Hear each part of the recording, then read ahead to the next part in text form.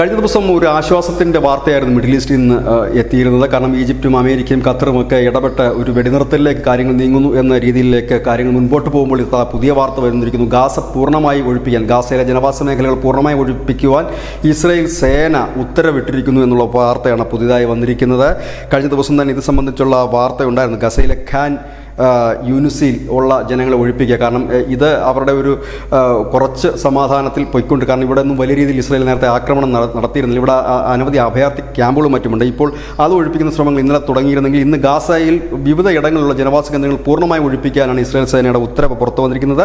ഇതിന് തൊട്ടു പിന്നാലെ ഹമാസ് മറുപടിയുമായി രംഗത്തെത്തി. ഹമാസ് പറയുന്നത് ഇസ്രായേലിന് ഒരിക്കലും നമുക്ക് വിശ്വസിക്കാൻ കഴിയില്ല, കാരണം അമേരിക്ക ഇസ്രായേലിന് ഈ ആക്രമണത്തിന് എല്ലാവിധ സഹായങ്ങളും നൽകുന്നുണ്ട്, പകരം അവർ ചർച്ചയിലും പങ്കെടുക്കുന്നത്, അതുകൊണ്ടാണ് തങ്ങൾ ഈ ചർച്ചയിൽ പങ്കെടുക്കാത്തത് എന്ന് ഹമാസ് പറയുകയും ചെയ്യുന്നുണ്ട്. ഇവിടെ മറ്റൊരു പ്രധാനപ്പെട്ട കാര്യമുണ്ട്. കാരണം ഇസ്രായേലിനെ സംബന്ധിച്ച് അവർ ഈ ഗസയുടെ 90% അവരുടെ സൈന്യത്തിൻ്റെ, ഇസ്രായേൽ സൈന്യത്തിൻ്റെ അണ്ടറിലാണ്. ഇപ്പോൾ ഈ ബാക്കിയുള്ള ഭാഗം കൂടി പിടിച്ചെടുക്കുക, അതിനുശേഷം ഒരു വെടിനിർത്തലിലേക്ക് പോവുക എന്ന ഇസ്രായേലിൻ്റെ തന്ത്രമാണ് ഇപ്പോൾ അവിടെ നടക്കുന്നതെന്ന് അന്തർദേശീയ മാധ്യമങ്ങൾ പറയുന്നു. ഏതായാലും ഹമാസ് പറയുന്നതും ഇത്തരത്തിൽ തന്നെയാണ്. ഈ ഒരു സമാധാനത്തിൻ്റെ പടിവാതിലിൽ എത്തി നിൽക്കുമ്പോൾ, അതായത് ഹമാസ് പങ്കെടുത്തിട്ടില്ല ചർച്ചയിൽ, പക്ഷേ സമാധാനത്തിൻ്റെ ഒരു പടിവാതിൽ എത്തി നിൽക്കുന്നു എന്ന് അമേരിക്കൻ പ്രസിഡന്റ് ഉൾപ്പെടെ പറയുന്നതിൻ്റെ ഇടയിലാണ് ഇപ്പോൾ ഗസ പൂർണ്ണമായി ഒഴിപ്പിക്കാനുള്ള ഇസ്രായേൽ സേനയുടെ ശ്രമം തുടങ്ങിയിരിക്കുന്നത്. News desk news India Malayalam.